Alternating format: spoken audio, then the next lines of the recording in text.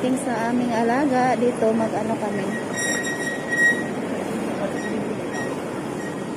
Pupunta tayo sa kainan ng bayan. Oh, di ba? May paganyan-ganyan pa sila, oh.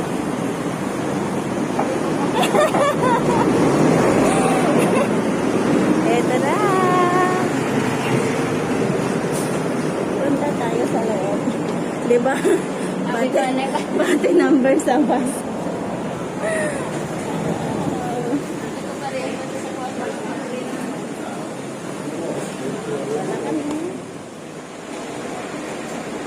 Nakakain na kami.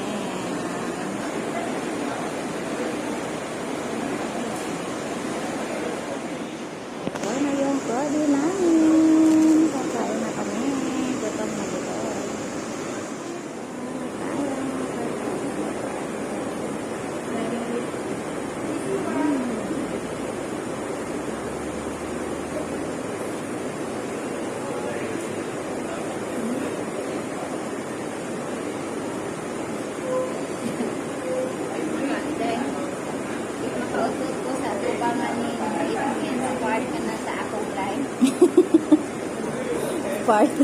Fart yun.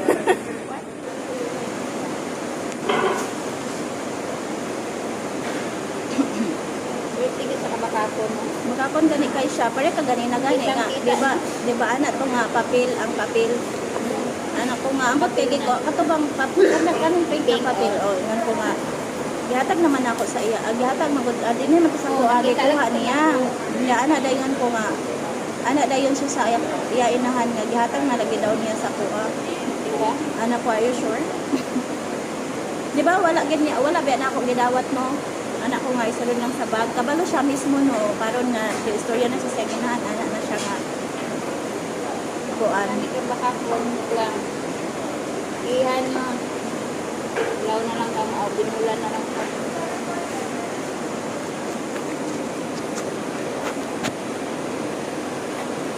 Nag-warning na ba ako ha nga? Kung po, ayaw pa na ang seatbelt. Siya na no ay nagtanggal. Ako nang tanggal sa seatbelt dere. Pero ang kanang paanak gani, iya giana sa iya siya manghod para malabot siya lagi manghod ang iyang car na gilabay. Nagdalagan ba yung sakyanan no?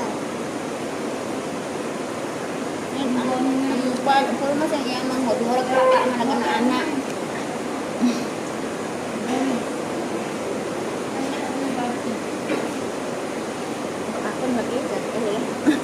Pero ikaw manervyos na kasang kwan nasa dalan ba no golpe lang ba itong driver nagpakuan by God ano nilang gidya kuan ang iyang mo nilang gidya kuan sa trouble yan iba na nagpatayan yes ako na lang sa agaw.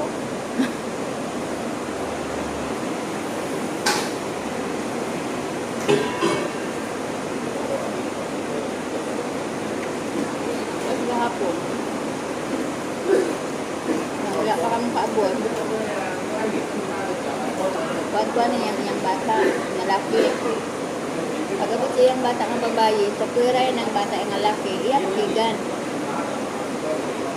Murong din bata dito sa kuan.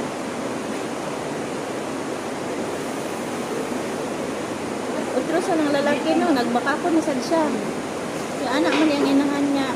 He said he cried because you ignored him. Ha?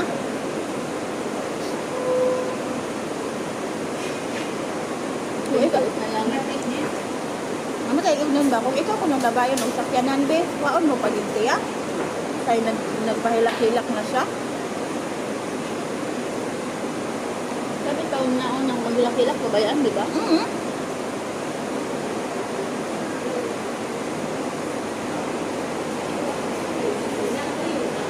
Hilak-hilak na kasi. Yan lang, pila na lang.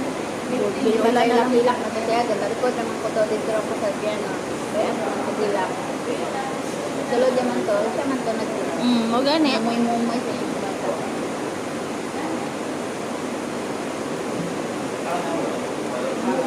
galaon na bayaan.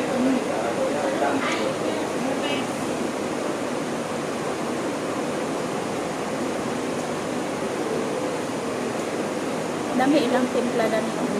Nag-usay kay walay lami ilang spaghetti. Laban ko dito. Ba? Ang ganahan ako laban ko. Hmm.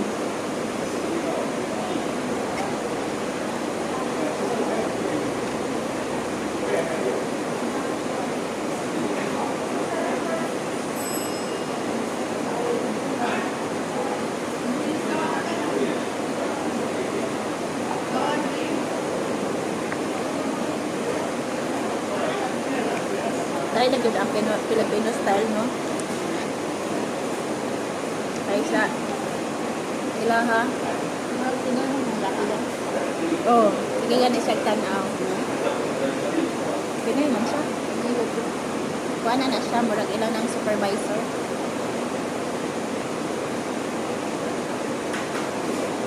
Para ko nakita sa YouTube. Ano na siya, oh, Pinoy man siya. Nami ka siya British, no? Galing sa dahil. Ha? Sa kuwan sa dati sa Abu Dhabi. Mm. Salbahe ko niya amo. Pero ginagala-gala lang siya mag-travel. Tapos, hindi siya pwede ka istorya mo. Nasa Arabo mo, hindi pwede ka istorya sa iba na Pinay. Tapos, nagkuhan sila sa Paris, mga aksyon. Tapos, inambala niya ng iyang amo nga hindi siya maabot sa Paris. Kaya, kuhan, nag-iayaan mo. Kalosa ba? Niya, iuli niyo na lang po sa agency ko. Uli mo sa Pilipinas.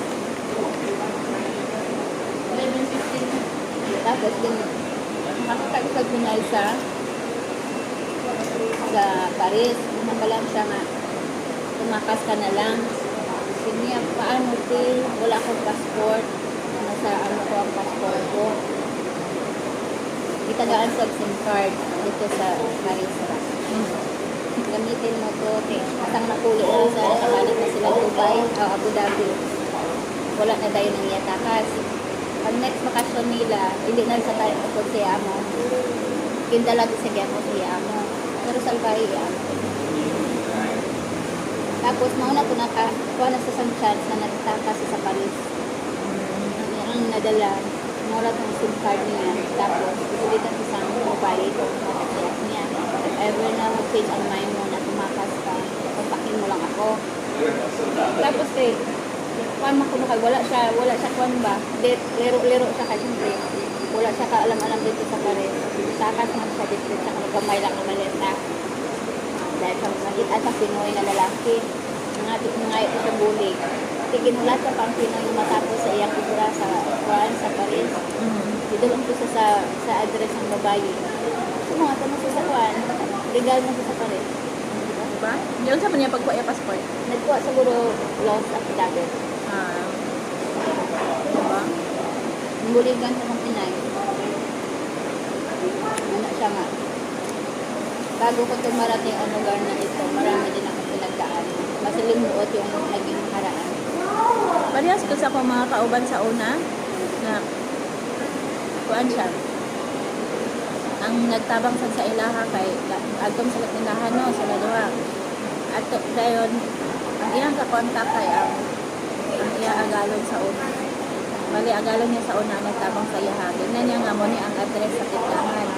Tapos ano din siya, anak nga tayo maglabay mo na og basura, maglabay sila og basura, na ana dito ang sakyan na agad sa ila. Bidala dayon sila sa kuan. Bidala na dayon sila sa polo. Lauwa. Bayan na tayo, no? Sila sa hamon ng buhay, hindi pala dapat basta-basta sa super. So, kung okay na siya, gwapa na siya. Diba? Marami pa rin daw mababait na Pinoy doon.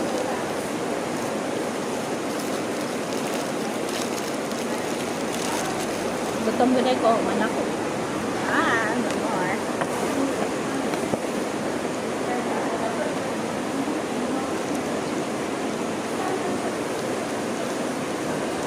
Tapos gapang pa siya, years ko talaga marami na sa Paris. Kaya years ka kung bago kami. buuin ko na siya mawala ko sa akin. Ano siya nang say? Di, buligan siya sa babae. Di pala sa sabuling mo sa babae. Tapos nambala sa akin sa babae na kung kaya mo niya ako taga-tagaan niya lang kanaan na ba. So, kung sa pagpapas, kasama lang ko ba? Kasama nag 1 year sa dito mo, ito nakapagpapas niya. Diba? Habang-tabang ko sa balay, ang loobrang babae, ang pinay na nabulot sa mga loobrang, kung nalaga kami sa balay. Diba? Grabe yan. Sa kondisyon. Dihilak ko na sa kanaba siya, anak ko po din. Na ano ko na sa kagula sa kadalaga-dala kwarta, para sa iya bata. Anak ba? Diba? Survival lang ka ba?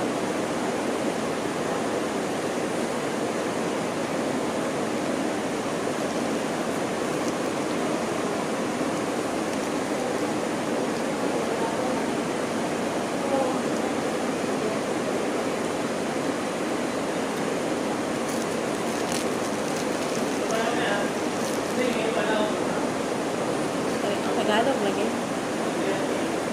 Kung lang niya nang lakay kay pinili ako. Ako ka ang nag-apply mo?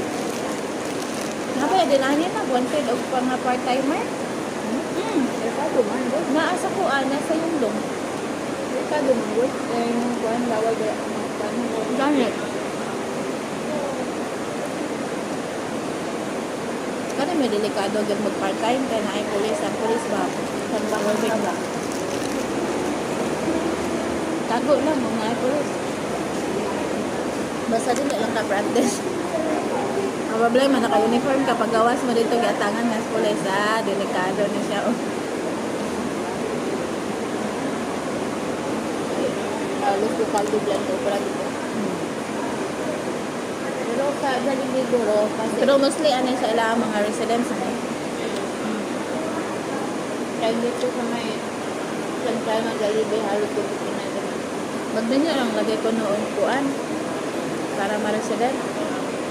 Pwede man po nudyo, Pilipino imong minyuan, pero dapat resident ka din anik. Ang lalaki ma pwede man mag-resident.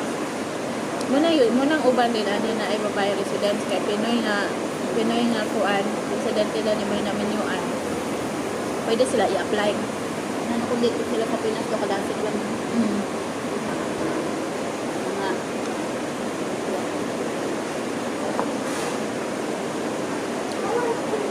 Para katong katabang nga kuan ba? Ambot unsa iyang laki ato. Ito bang na ilan ato dito sa Putan? Na siya nga buntis dahil siya. Bata pa kay siya. Remember ni mo to kung dito to sa naay kabayo ba sa Putan na park na bae. Ito gani naglakaw-lakaw din ta sa park.